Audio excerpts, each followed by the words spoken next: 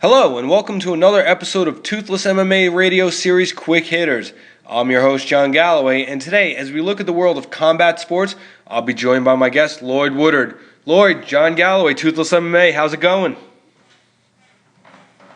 Hey, how's it going? Thanks for having me on. Yeah, no problem. Thanks for taking a couple minutes to talk. So, Lloyd, you have a fight coming up for Titan on the 22nd of August against Kurt Holobaugh.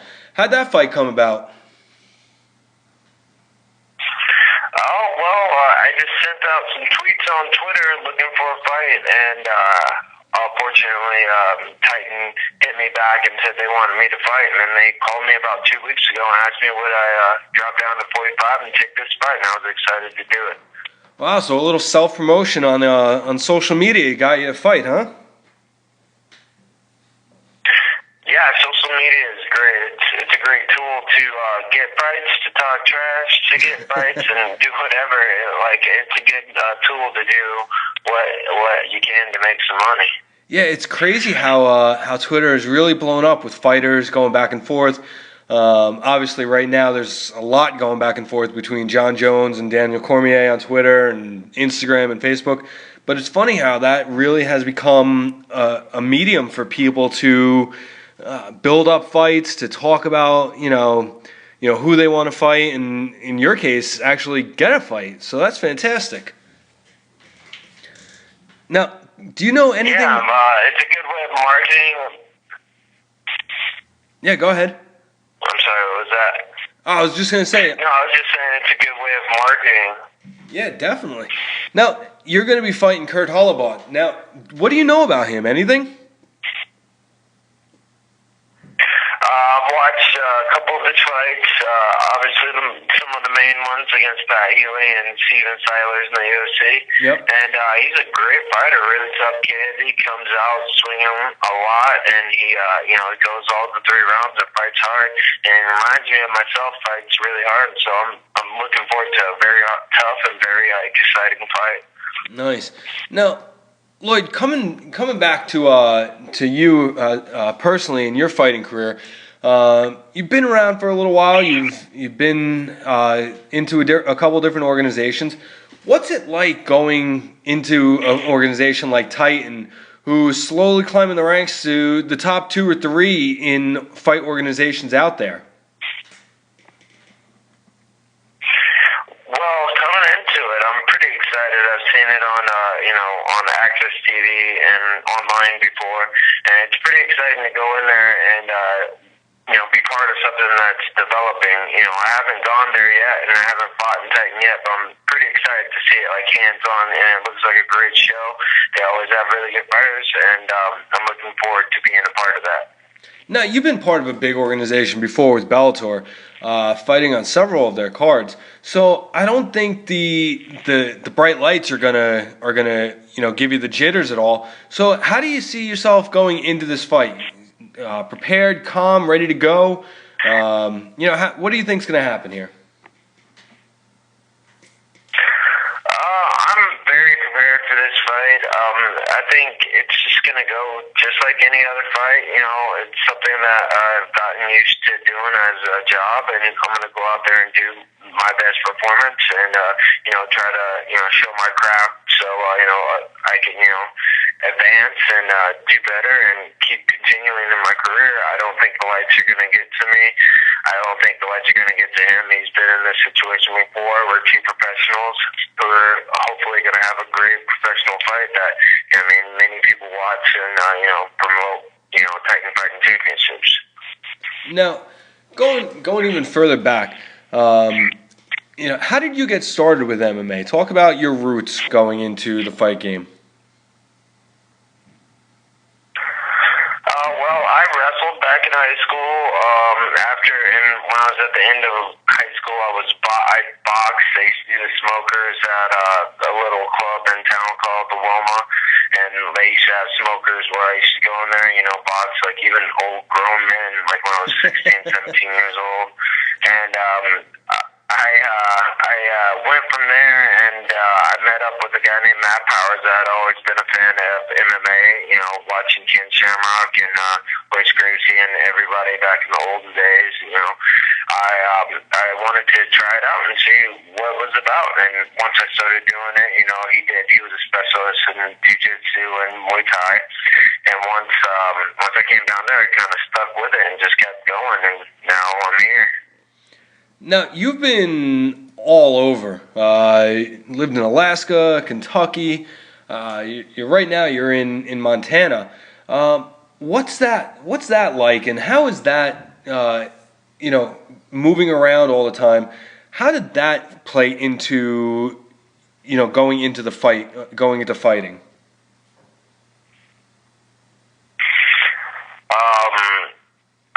I've been in Montana now for pretty much about 13 years. I consider this to be my home. I love Montana. That's why when I was coming out to Bellator all the time, I was always yelling out 406. That's the area code here. So, a lot of people here know what that means. And so I love Montana a lot. I moved around a lot earlier in my life because, my dad was a truck driver and my mother was in and out of school and kept moving around.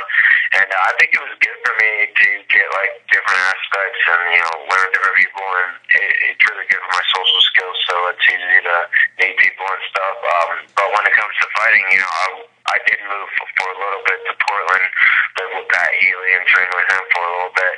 So I've moved around for training as well. So it's just it's something that I'm used to doing and something that I sometimes I do frequently. I plan to go to Arizona here for a little while after this fight. No, you're with Dog Pound Fight Team, correct? Correct.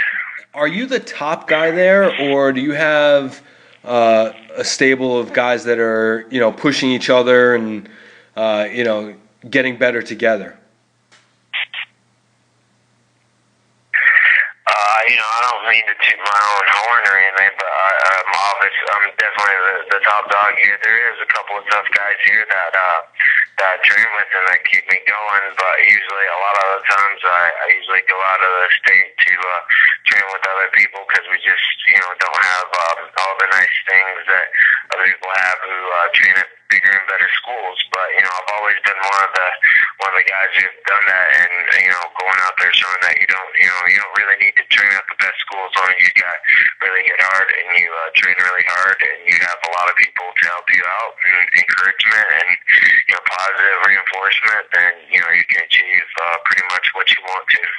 So you actually do travel to other locations and other camps when you're preparing for a fight? Yes, I do. Lately, I used to go to Portland quite a bit. I've been talking with John Crouch down in Arizona, and I'm planning to make a trip down there pretty soon here. Not before this fight. Unfortunately, before this fight wasn't. Only had pretty much a 3-week warning before this fight came up. I knew I had another fight, but I didn't think that it was going to be, one of those worth it for me to travel and train. This fight's definitely worth it, but I'm still ready for this fight. So, I was already getting ready for another fight. It's going to be my first time at 45, so I'm pretty excited for it. Now, what's your typical weight that you fight at? 155, correct? Yeah, 155. Really hard to be finding fights, so I fought my last fight at 170. So 145. I've never cut down to 145, so it should be pretty exciting. I'm looking forward to it. I've never had a problem making 155, so I'm gonna cut down to 145 and see how it works out for me. Now, what do you typically walk around at? Typically, chubby kid me when I know I ain't got nothing to do. Yeah, just a natural, normal weight. I would say that when I'm walking around and a natural, normal weight of me, not even working out at all and just lifting up the remote, I'll be 195. But walking around, getting ready for a fight, when I'm fighting at 55, I'll be 185. But now since I'm fighting at 45, I'm walking around right now at 175.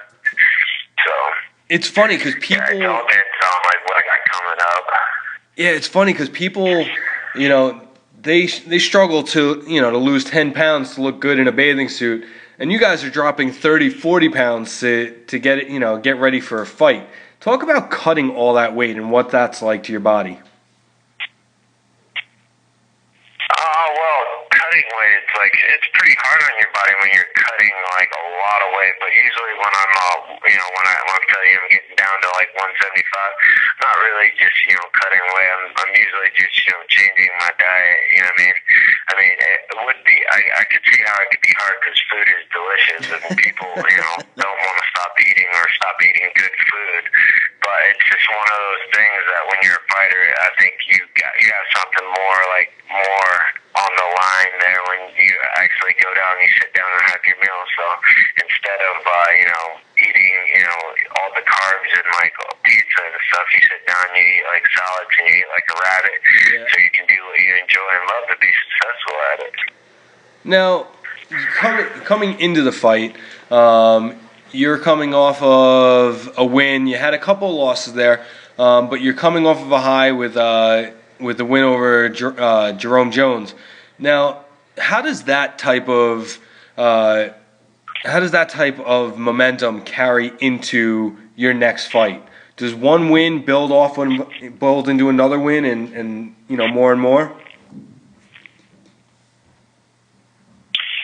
I would think that, but, sometimes I can, after you come off a win, you're all super jumped and excited, and you can go and lose to a lot less of an opponent because you're out there trying a little too hard.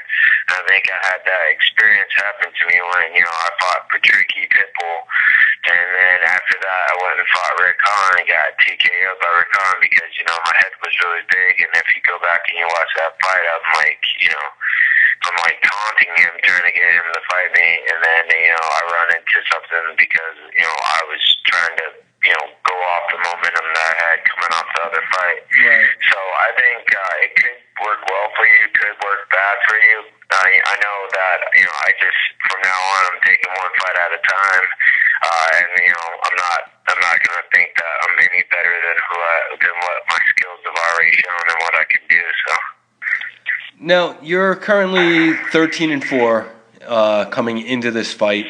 Like I said, you're on a one-fight win streak. You're going to be fighting against Kurt, who's 10-2.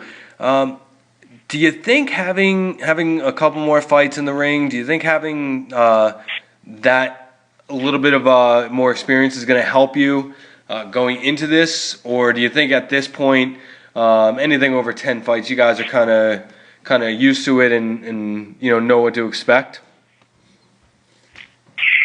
Well, it all depends on where those fights were.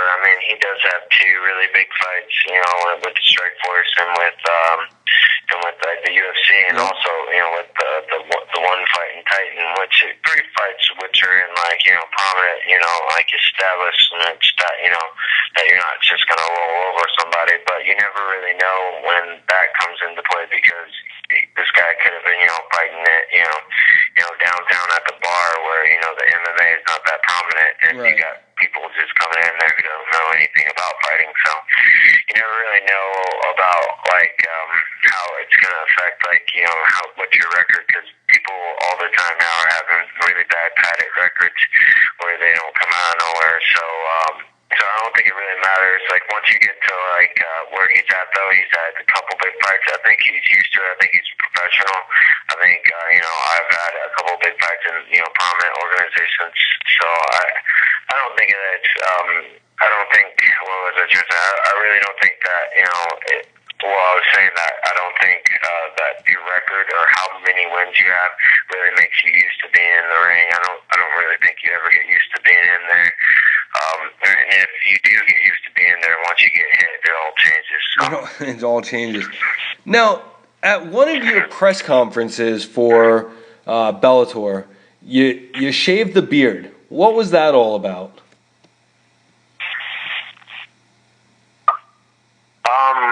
Before the fight, Caveman was like, "Oh, let's do a facial hair kind of thing," and Loser shaves his beard, which is kind of funny because after that fight, I didn't really feel like I lost. It was, I give it to the judges. They're just doing their job, but I didn't feel like I really lost that fight.